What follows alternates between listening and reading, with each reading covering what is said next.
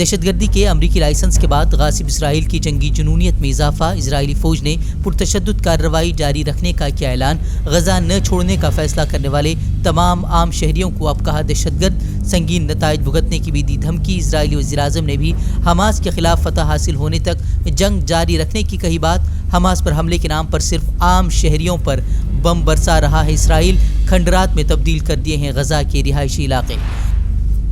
अस्पताल पर इसराइली बमबारी में शहीद होने वाली फ़लस्तीनी बच्ची की अश्कबार करने वाली वसीयत। मासूमियत भरे अपने अंदाज में लिखा, मेरी शहादत पर मेरे कपड़े गरीबों में कर दिए जाएं तकसीम। अपनी पॉकेट मनी अपनी माँ और भाई बहनों में तकसीम करने की भी की वसीयत। फ़लस्तीनियों पर इजरायली दहशतगर्दी के खिलाफ बरतानिया और हॉलीवुड के फ़नकारों ने आलमी लीडरों को लिखा ख़त। जंगबंदी के लिए इजराइल पर दबाव डालने का क्या मुतालबा। दुनिया भर में भी इजरायली मज़ालिम के खिलाफ जारी हैं मुजाहरे। हठधर्मी का शिकार इजरायली फ़ौज के निशाने पर अब एक और अस्पताल। इजरायली फ़ौज ने अल-कुद्स अस्पताल को खाली करने का अल्टीमेटम देते हुए नताइज भुगतने की दी धमकी। अल-कुद्स अस्पताल में 8000 बेघर फ़लस्तीनियों ने ले रखी है पनाह। हमास के हमले के बाद वेस्ट बैंक में भी इजरायली दहशतगर्दी जारी। 7 अक्टूबर के बाद से इजरायली जेलों में 2 गुनी कर दी गई है फ़लस्तीनी कैदियों की तादाद। गुज़िश्ता 24 घंटों में ही 1000 से ज़ायद फ़लस्तीनी किए जा चुके हैं गिरफ्तार।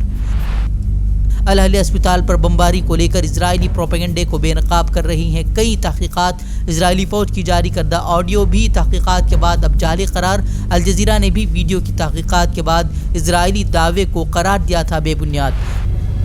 इजरायली बमबारी का शिकार गजा के लिए नाकाबंदी में नरमी के बाद इमदादी ट्रक गजा में दाखिल। पहले मरहले में सिर्फ 20 ट्रकों को गजा तक जाने की मिली है इजाज़त। अक़वाम मुत्तहिदा ने कहा गजा की ज़रूरियात पूरा करने के लिए रोज़ाना 100 इमदादी ट्रकों की ज़रूरत। गजा में मासूमों का कत्लेआम मचाने वाले इजराइल को अपनी जान का खौफ। लबनानी सरहद से मुत्तसिल इलाकों को खाली करने के दिए अहकामात। लिबनान से हिजबुल्लाह हमले कर इजराइल को कर रहा है परेशान।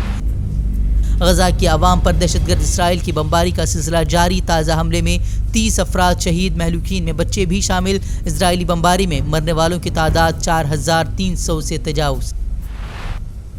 इजराइल को अमरीकी सदर की अंधी हिमायत पर अमरीकी रुकने कांग्रेस इल्हान उमर ने जो बाइडन से पूछे तल्ख सवाल। बोली, फिर कितने फ़लस्तीनियों की लाशें देखना चाहते हैं आप। अमरीकी सदर ने इजराइल को मजीद फौजी इमदाद के जारी किए हैं ऐलानात।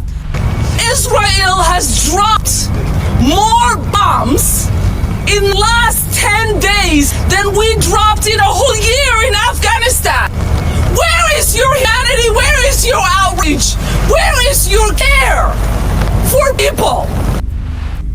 हमास ने 7 अक्टूबर को इजराइल पर हमले के बाद यरगमाल बनाए गए 2 अमरीकी शहरियों को इंसानी बुनियाद पर किया रिहा। कतर की सालिसी की कोशिशों के बाद अमल में आई रिहाई। इजरायली हुकूमत ने भी रिहाई की तस्दीक की। गाजियाबाद के प्राइवेट कॉलेज में स्टेज पर जय श्री राम का नारा लगाने वाले तालिब इल्म को डांटने पर खातून टीचर मुअत्तल। कॉलेज डायरेक्टर ने मामले की जांच के लिए आला सतही कमेटी तश्कील देने का किया ऐलान। नारेबाजी कर रहे तालिब इल्म पर नाराजगी जाहिर करने वाली टीचर की वीडियो हुई थी viral.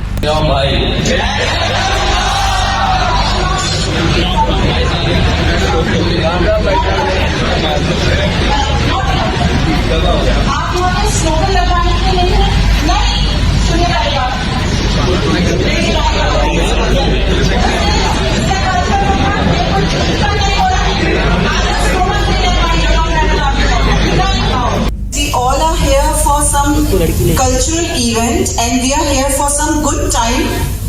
So why there is slogans of जय श्री राम?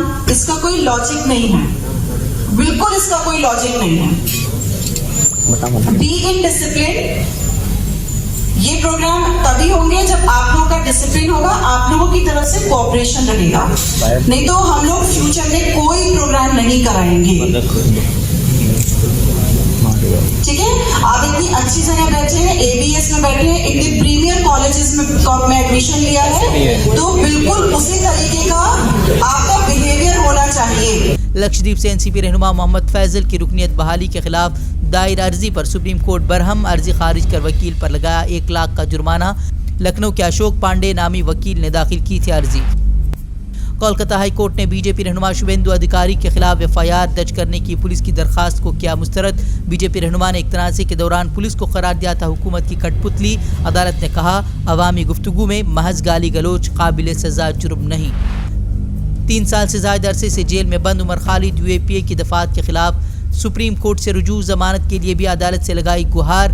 13 सितंबर 2020 को दिल्ली पुलिस ने दिल्ली फसादात की साजिश के इल्ज़ाम में किया था गिरफ्तार।